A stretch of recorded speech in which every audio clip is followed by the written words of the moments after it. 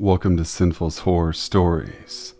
If you're new to the channel, please be sure to subscribe now for quality horror narrations on YouTube. Please hit the thumbs up button and make sure to hit the bell so you're notified of my new weekly uploads. Comment below and introduce yourself, and I'll be sure to respond.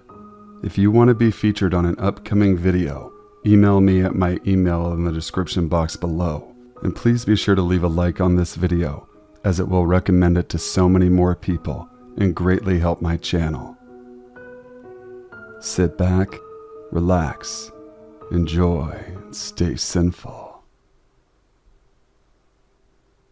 Mrs. Thomas's Pet Shop of Horrors. For reference, I'm female who was in Mrs. Thomas's preschool class when the story occurred in the early 1980s.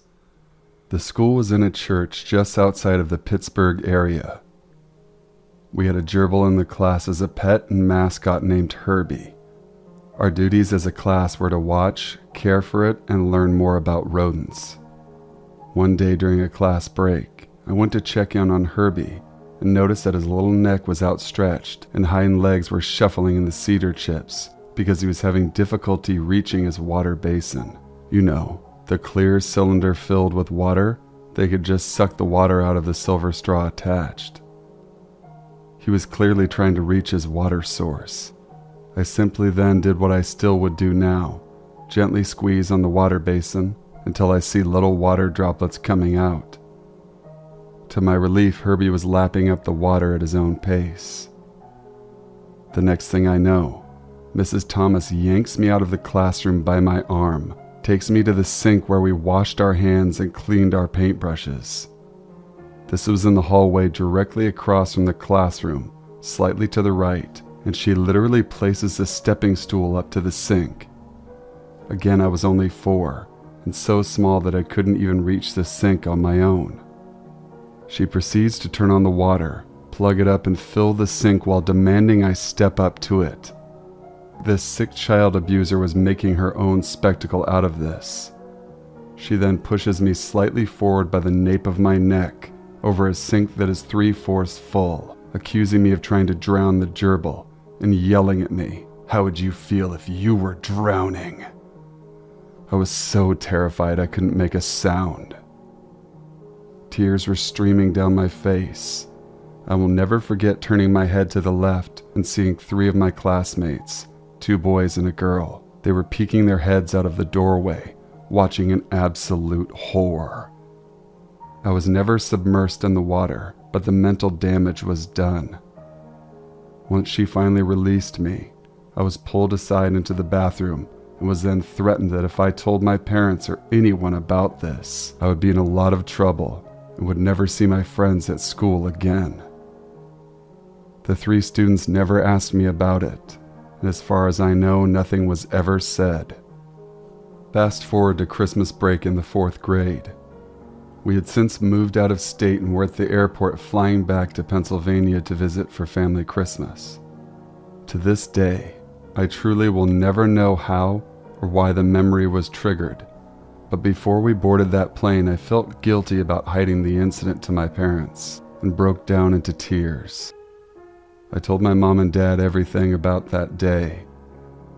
We arrived at my grandparents' home late in the evening, caught up on some very good cookies and milk, then hit the sack.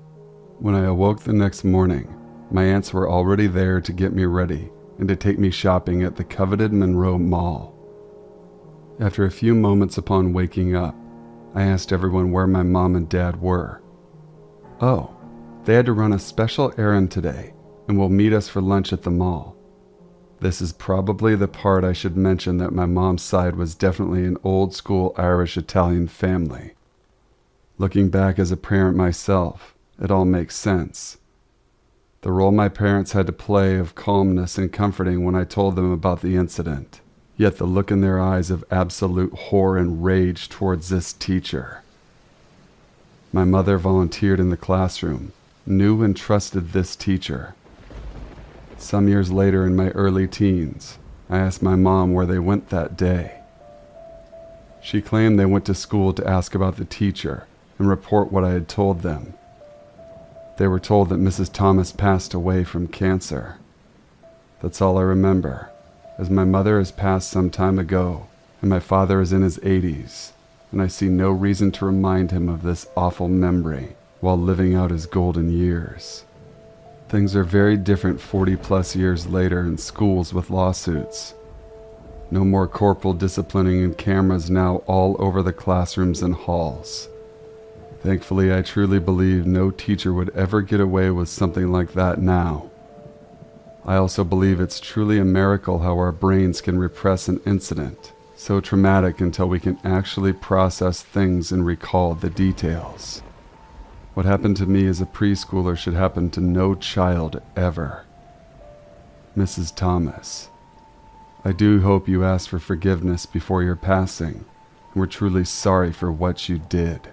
Something tells me I'm not the only child you abused, as I remember you being an older teacher at the time with lots of opportunities over the years. Perhaps it was cancer that did you in, or perhaps my family plumbing business took matters into their own hands. I've been working from home for about 2 years. 3 weeks ago, I was asked to come into the office, and yesterday was my first day back working at home. We have one of those doorbell cameras, but it broke down. Since I'm home all the time, we haven't gotten around to fix it or replace it. We haven't taken it down either. I don't have a gate or anything in my house. It's just the driveway, then the door. I have a clear view of my driveway and front door from my bedroom window. At around 1 p.m. there was a knock at the door. I looked out my window and saw a man. He had a dark brown hoodie and jeans. He didn't look like he was expecting someone to open the door. He also pressed the non-working doorbell multiple times. It seemed like he was paying more attention to the street, looking around nervously. When someone knocks at my door and I don't know them, I will not answer the door.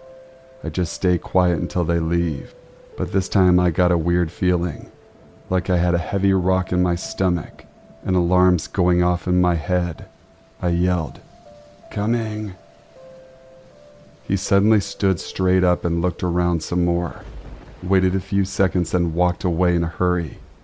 I looked at him until he disappeared out of my view. This was one of the moments that your instincts kick in, and deep down you know something bad may have happened and can't stop thinking about it. This morning my nosy neighbor, we all have that one neighbor, came by to tell me the week's gossip. It was my day off, so I was sweeping my driveway. Someone had broken into one house yesterday. Nothing was stolen, but the shower had been used. The kitchen was messy from someone cooking. The bed was unmade and all the TVs were left on. The horror was the family pet had been killed. Don't have full details on that. I don't live in a nice neighborhood. A lot of my neighbors have cameras and alarm systems for this reason. I couldn't stop thinking about this guy that knocked. According to some neighbors, they saw this weird guy around the block, supposedly selling some cleaning products and supplies, but he only carried a clipboard with him. I went to my neighbors that live across the street from me. I know they have cameras and I was hoping maybe they caught something. So for 3 days this guy had been knocking on my door at the same time every day. I guess his MO was to make sure no one was home and then break in. What would have happened if I stayed quietly like I normally do when someone unknown knocks at my door? He would have probably come in with me in the house. God, it creeps me out. When I was walking back to my house, my doorbell caught my attention. It was full of some gunky, sticky stuff, like someone attempted to cover the camera. Yes, I should definitely replace that. There's talk of some neighbors having video evidence. Others say they actually saw the guy. It's all still going on. I'm sure I'll know more about it in the next few days. I'm feeling very anxious, thinking of going on a trip to visit my family just to get away for a bit. I don't live in the US, so the way police handle matters here is much differently. I've spent a lot of time in the woods in the dark. It is a thrilling, unique feeling. There were some strange and scary moments, and this one is one of the worst. Before I start the story, let me ask you this. Would you do the following if you had the chance? Me and my friends were night walking on a track surrounded by forest and cornfields. In the distance, we heard some voices and saw some phone lights. It was 3 people that were coming closer to us. Well, we had plenty of time to prepare, to put ourselves in the cornfields, which we did. As soon as they passed us, we made the corn move heavily, so it made a lot of noise. Another guy made some noises. The people then returned where they came from.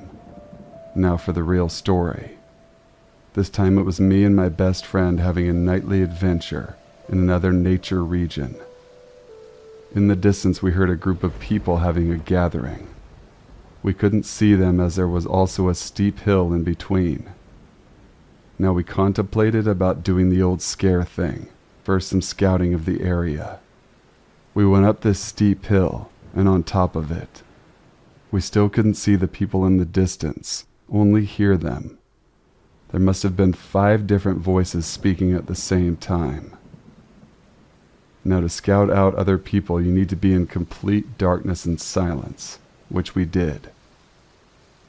While we are on top of this hill, which is completely covered in bush, we hear some rustling coming from below, slowly but surely closer to us.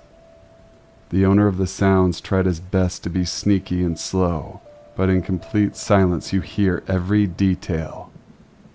There were also little branches breaking under his feet. We could hear that he was alone. We are now sitting there between our bushes, haven't moved yet since we started noticing we were being stalked.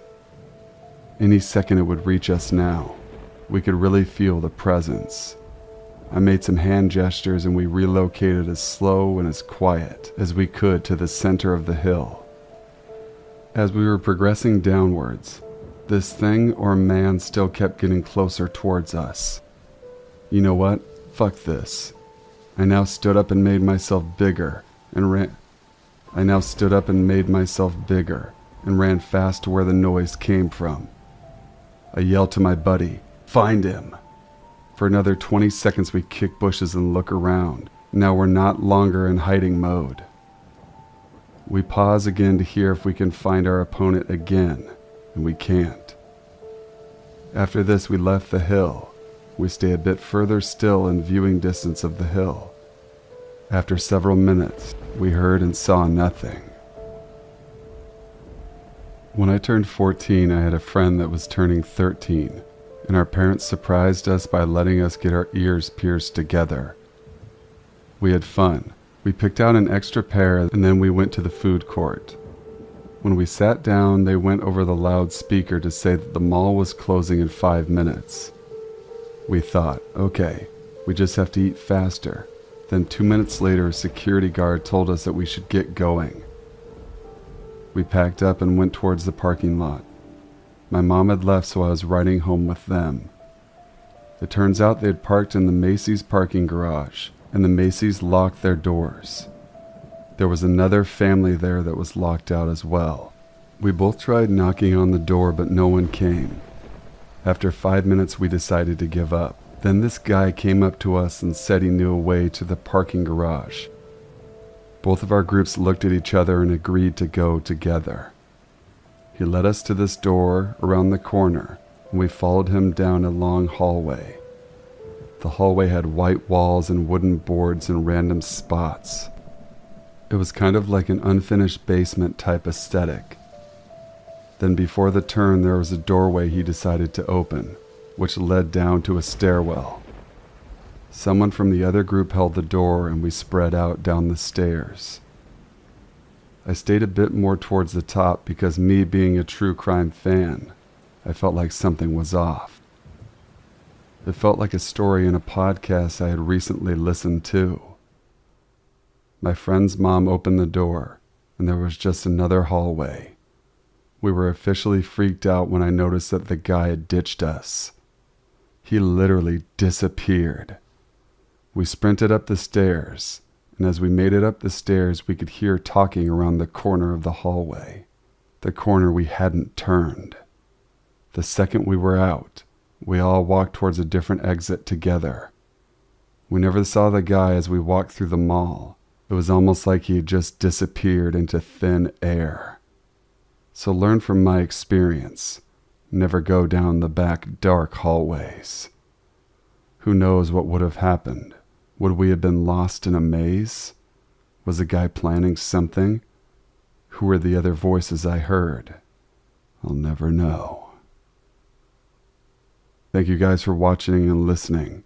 Please be sure to leave a like, comment, share, and subscribe for future videos. Email all of your true encounters to thesinfulsavant@gmail.com.